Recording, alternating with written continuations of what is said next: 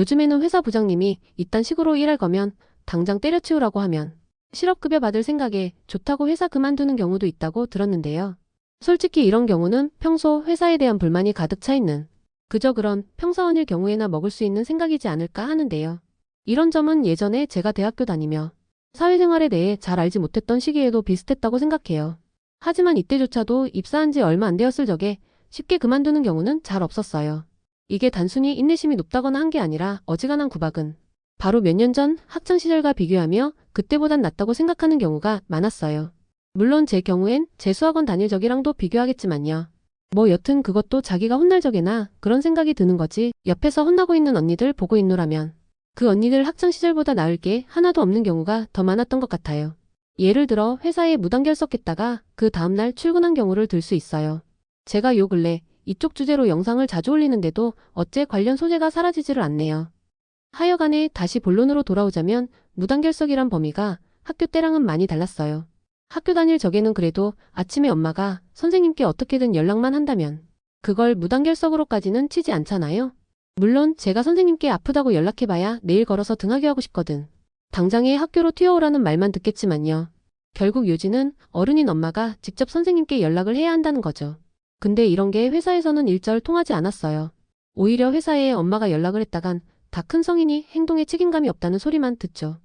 그리고 솔직히 집에서도 그딴 소리 할 정신이 있으면 차라리 회사를 나가라고 했겠죠. 애 아프다고 엄마가 대신 전화해준다는 것도 그렇게 하는 친구네가 있다는 말만 들었었어요. 집에서는 한 번도 회초리로 혼나지 않고 자랐다는 경우도 있으니 엄마가 회사에 전화해줬다는 것도 아예 없는 소리는 아니라는 거겠죠. 어쨌거나 회사에선 반복적인 지각도 문제지만 결석을 더 심각하게 보는 것 같았어요. 지각을 했을 적에는 잔소리나 손찌검을 하더라도 자리에서 일어서는 수준이었어요. 아니면 사무실 문 열자마자 딱 걸린 경우에는 쌍욕 좀 들어먹고 들어가는 수준이었죠. 근데 전날 결석을 했던 경우에는 좀 달랐어요.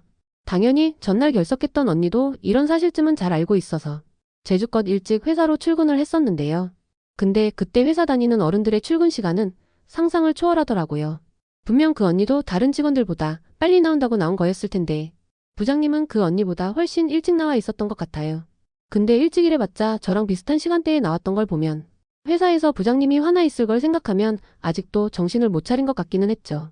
아예 자기가 회사 문을 제일 처음 열어도 혼날게 확정인 마당에 결석한 그 다음날조차도 부장님보다 늦게 출근한다는 점에서부터 그 언니는 애당초 글러먹은 거나 마찬가지죠. 그렇게 고개 푹 숙이고 사무실 문을 열고 머리 들이민 순간부터 직감했을 거예요. 자기 자리에 무사히 앉는 것조차 이미 글렀다는 걸요. 평소라면 오만 가지 욕설이 날아들었을 타이밍에조차 고요했던 걸 생각하면 일단 분위기조차 그 언니의 편이 아니었던 거예요. 다른 과장님이나 대리님들도 전날 대충 분위기 보고 알아서 빨리들도 출근하셨더라고요. 저야 뭐 딱히 제자리가 있다거나 한 것도 아니어서 그렇게까지 빨리 출근한 건 아니지만 그래도 그 언니보다 조금 뒤에 올 정도로는 빨리 나왔었어요. 그래서인지 딱히 사무실에 발을 디딘 것도 아니지만 사무실 분위기는 짐작이 되었어요. 그 언니는 이리 오라는 부장님의 손짓에 말도 못하고 조용히 다가갔어요. 그 뒤에 있던 저는 사무실 문이 닫히기 전에 살그머니 들어갔고요. 그때만큼은 평소 노발대발하던 과장님조차 조용히 책상에 머리를 박고 업무에 집중하셨어요. 그리고 그 언니를 불러다가 싸대기라도 갈길 듯했던 부장님은 막상 눈앞에 그 언니가 도착하자 생각보다 차분한 모습을 보이셨어요. 물론 옆에서 봤을 적에 부장님 표정이 차분해 보인다는 거지. 그 언니가 조용히 사과만 하고 자기 자리로 돌아간다는 선택지는 없는 거나 마찬가지였는데요. 왜냐하면 이미 부장님의 손에는 탕비실에나 있어야 할 회초리가 쥐어 있었기 때문이었어요. 말하지만 당시 회사에선 당연히 직원들 간 가혹행위는 금지되어 있었어요. 학교 다닐 적에 선생님께 회초리를 맞았던 건 아직 성인이 아니었기 때문에 그런 거고 졸업을 하고 성인이 된 순간부터는 아니란 말이에요. 저만 해도 졸업하고 재수학원을 가서 선생님 회초리를 벗어나지 못했던 거지. 당장의 대학교만 해도 선생님 회초리를 볼 일은 거의 없었어요. 일단 학교에 선생님 회초리가 안 보인다는 거지 다른 곳에서는 아닌 경우도 있으니까요. 게다가 학과에 따라 여전히 선생님들이 회초리를 구비해 다니는 경우도 있잖아요. 하물며 이젠 교수님들뿐 아니라 선배들까지도 회초리를 들고 다니는 과도 있었으니까요. 하지만 그런 경우조차 공식적으로까지 회초리를 꺼내드는 경우는 없었어요. 그러니까 누가 봐도 회초리로 보이고 회초리로 쓰이는 물건을 나무막대라 지칭했고 그런 것들은 탕비실에 놓고 사람들 눈에 보이지 않게 사용했었어요. 근데 그런 회초리를 사무실 안에서 대놓고 들고 있다는 것부터가 조용히 말로만 달래고 나서 돌려보낼 생각이 없다는 거였죠. 일단 부장님은 조곤조곤하게 언니의 잘못을 말씀하셨어요. 의외로 너 때문에 회사에 손해가 얼마고 하는 억지는 부리지 않으셨죠. 다만 사람의 도리에 대해 논하셨고 그 언니의 태도에 대해 질책하셨어요. 옆에서 듣고 있던 저조차도 수긍될 정도였으니 그 언니도 할 말은 없었을 거예요. 뭐 솔직히 그때 부장님이 옆에 다른 사람들도 다 들으라는 듯이 좀 크게 말을 하기는 했었어요. 그러고 마지막에 딱 그러더라고요. 내가 그렇게 원하는 대로 나오기도 싫은 회사 때려칠래? 아니면 지금 여기서 엎드려 뻗치고 혼인하고 뉘우칠래?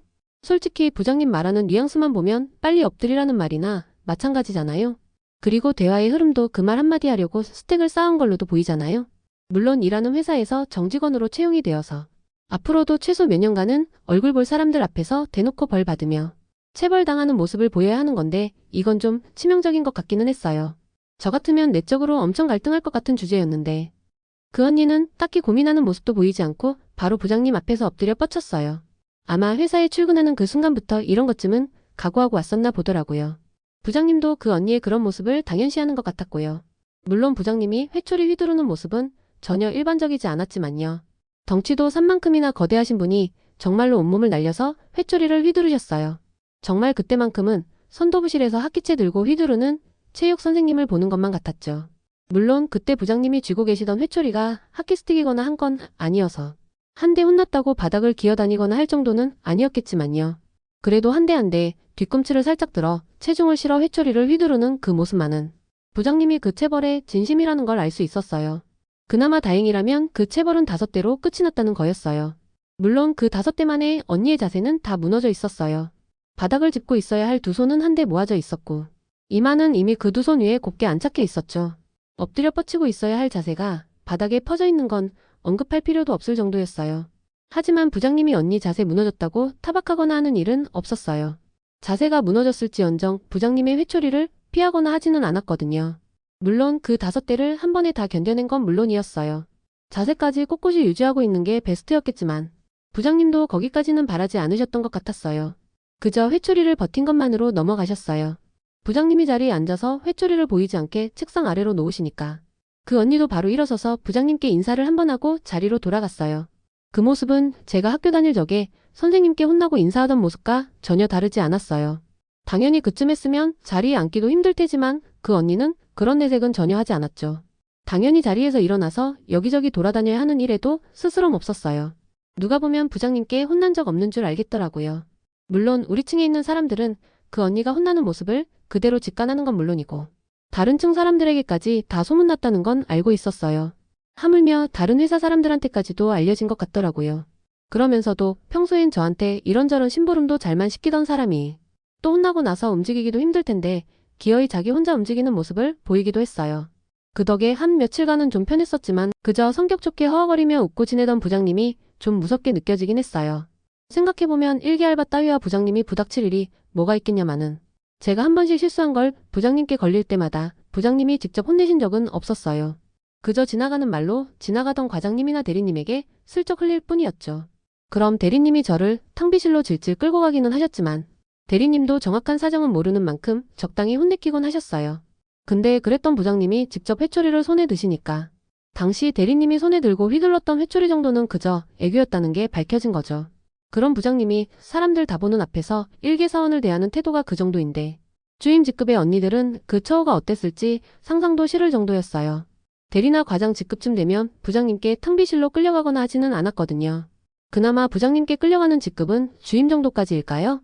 주로 1회는 좀 미흡하지만 기간이 차서 진급했던 사람들이 끌려가는 것 같았어요. 사람들 다 보는 앞에서 혼내는 척만 하는 경우에도 그 정도였는데 보는 사람들이 없는 탕비실에서의 부장님은 정말 상상하기도 싫더라고요. 이런 거 생각하면 그 언니가 정규직에 연연하지 않고 회사 때려친 건 잘했다는 생각이 들기는 했었어요. 그 언니도 자주는 아니지만 간간히 그렇게 혼이 나곤 했으니 회사 때려치고 용감히 재수학원에 등록했던 거긴 했겠지만요. 그럼 이번 이야기는 여기까지만 할게요. 더 재미있는 이야기를 듣고 싶으신 분들은 좋아요 한 번씩만 체크해 주시고요. 그럼 다음 영상에서 만나요.